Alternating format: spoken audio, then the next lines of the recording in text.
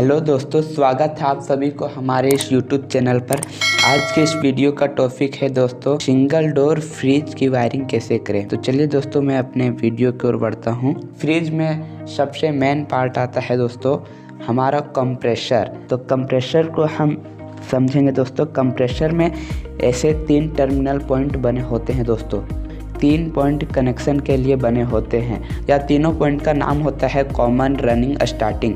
तो यह तीनों में हम लोग को पावर सप्लाई देनी होती है, पर हम लोग को जानना है दोस्तों कि कौन कॉमन है, कौन रनिंग है और कौन स्टार्टिंग है। तो चलिए दोस्तों मैं कॉमन और रनिंग और स्टार्टिंग जानने के लिए मैं इसके बारे में कुछ बात करते हैं। तो दोस्तों कंप्रेसर के अंदर में 2 एंडिंग होती है, 2 कॉइल लपेटा जाता है, जो हमारा एक रनिंग होता है और एक स्टार्टिंग होता है। रनिंग कॉइल दोस्तों हमारा मोटे वायर से लपेट के उसको वाइंडिंग किया जाता है, और स्टार्टिंग कॉइल पतले तार की होती है और यह ज़्यादा दूरी की होती है। यहाँ से 3 पॉइंट बाहर आके मिलती है, एक यहाँ से मिलती है और यहाँ से और यहाँ से। तो हमें दोस्तों इस पॉइंट को हमें मालूम करना है कि कौन सा कॉमन है, कौन सा रनिंग है और कौन सा स्टार्टिंग। तो चलिए दोस्तों रनिंग, कॉमन, स्टार्टिंग निकालते हैं दोस्तों। पहचान के लिए दोस्तों तीनों पॉइंट पे हम कलर यूज कर लेते हैं नाम के लिए। तो यहाँ पर हम ब्लैक कलर ले लेते हैं और इसके बाद इधर ब्लू कलर, इसके बाद ग्रीन कलर।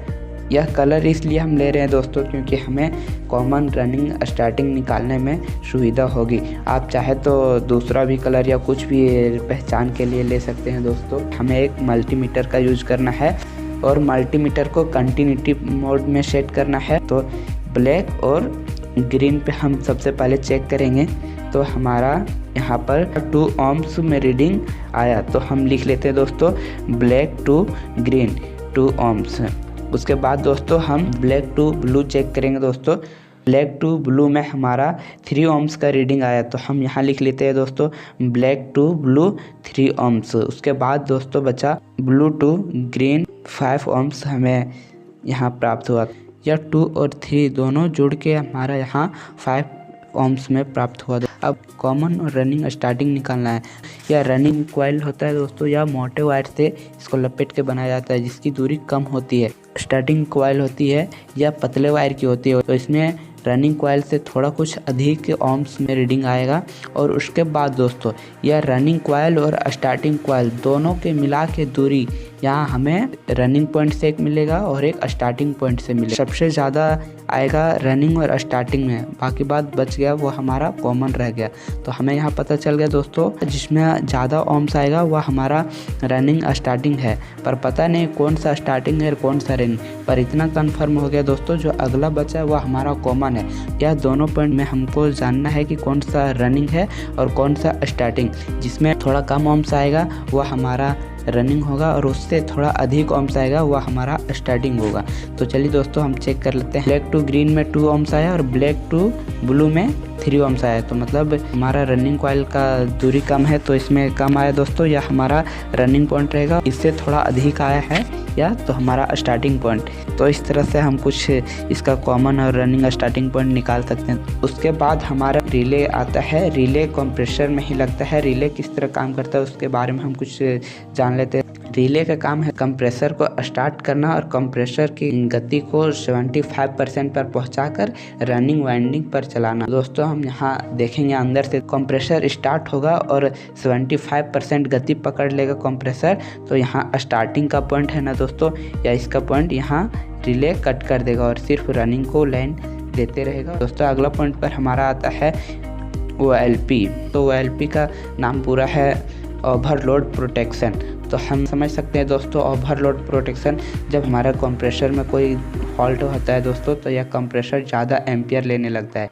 यह दोस्तों ज़्यादा एम्पियर लेने के कारण OLP का पत्ती है दोस्तों वह गर्म होने के कारण पलट जाता है दोस्तों, और पलट जाने के कारण यह एक पॉइंट से दूसरे पॉइंट तक करंट नहीं पहुंचा पाता है। और जब तक OLP ठंडा नहीं होता है दोस्तों तब तक यह पत्ती फिर से सीधा नहीं होता है, और जब सीधा होगा दोस्तों तो फिर से करंट देने लगता है। इस तरह OLP काम करता है दोस्तों। अब हमारा अगला पॉइंट आता है थार्मोस्टेट का काम है दोस्तों टेम्परेचर को मेंटेन करना या टेम्परेचर को मेंटेन करता है। थार्मोस्टेट में एक पैप लगा रहता है और वह पैप कूलिंग कॉइल के आसपास कहीं लगा दिया जाता है ताकि कूलिंग कॉइल ठंडा हो तो या इसका पैप भी ठंडा हो, और पैप ठंडा हो तो इसका थार्मोस्टेट का जो टैंक रहता है वह भी ठंडा हो, और ठंडा होने के कारण एक पॉइंट को दूसरे पॉइंट से अलग हो जाता है, जिसके कारण यहाँ से एक पॉइंट से दूसरे पॉइंट में करंट जाना बंद हो जाता है। और जब टेम्परेचर नॉर्मल अवस्था में आता है दोस्तों तो फिर से एक पॉइंट से दूसरे पॉइंट करंट जाना चालू हो जाता है। उसके बाद फिर से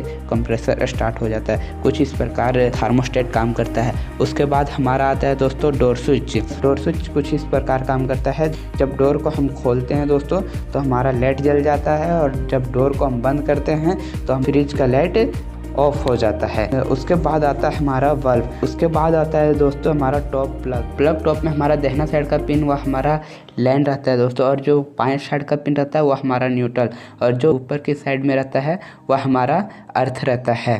चलिए दोस्तों अब हम अपने फ्रिज की वायरिंग स्टार्ट करता हूँ।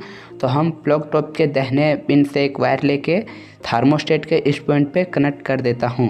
अब थार्मोस्टेट से वायर आएगा दोस्तों, उसे याद रखना है जिस साइड हमारा रनिंग का टर्मिनल रहेगा उसी साइड हमको देना है। उसके बाद रिले से होते करते स्टार्टिंग को हमें लेन दे देना है। तो यहाँ से हम थार्मोस्टेट से रिले के इस पॉइंट पे कनेक्ट कर देता हूँ। यहाँ से हम रनिंग पॉइंट पे भी कनेक्ट कर देते हैं। अब दोस्तों रिले के यहाँ से इस पॉइंट से यहाँ से स्टार्टिंग पॉइंट पे कनेक्ट कर देता हूँ। अब दोस्तों हमारा यह कंप्रेसर को लाइन पावर सप्लाई मिल गया। अब हम बल्ब को भी पावर सप्लाई दे देते हैं। तो यहाँ से एक वायर लेके दोस्तों हम डोर स्विच के इस पॉइंट पे कनेक्ट कर देता हूँ। अब डोर स्विच के इस पॉइंट से दोस्तों हम यहाँ से लेके बल्ब को भी फेस लाइन दे देंगे। तो यहाँ हमारा बल्ब को भी फेस लाइन मिल गया और कंप्रेसर को भी। तो अब हमको दोनों को देना है न्यूट्रल। तो अब न्यूट्रल हम प्लग टॉप के इस बाएं पॉइंट से एक ब्लैक कलर के वायर लेके दोस्तों यहाँ पर हम OLP के इस पॉइंट पे कनेक्ट कर देंगे, और यहीं से हम बल्ब को भी न्यूट्रल करंट दे देंगे। तो OLP से यहाँ इस पॉइंट से लेकर यहाँ से इस पॉइंट पे कॉमन पॉइंट पे हम न्यूट्रल करंट दे देंगे। तो हमारा कंप्रेसर को लाइन और न्यूट्रल दोनों मिल गया, और हमारा बल्ब को भी लाइन और न्यूट्रल दोनों मिल गया। अब बचा अर्थ का कनेक्शन। इस प्लग टॉप के इस मोटे पिन से एक वायर लेंगे ग्रीन कलर का, और कंप्रेसर के इधर हम बॉडी पे कहीं भी दोस्तों हम कनेक्ट कर देंगे। तो दोस्तों हमारा फ्रिज का वायरिंग पूरा कंप्लीट हो गया। अगर दोस्तों मुझसे बोलने में कोई भी किसी प्रकार की भी गलती हुई होगी तो आप मुझे अपना छोटा भाई समझकर माफ़ करें। मिलते हैं अगले वीडियो में दोस्तों, तब तक के लिए बाय।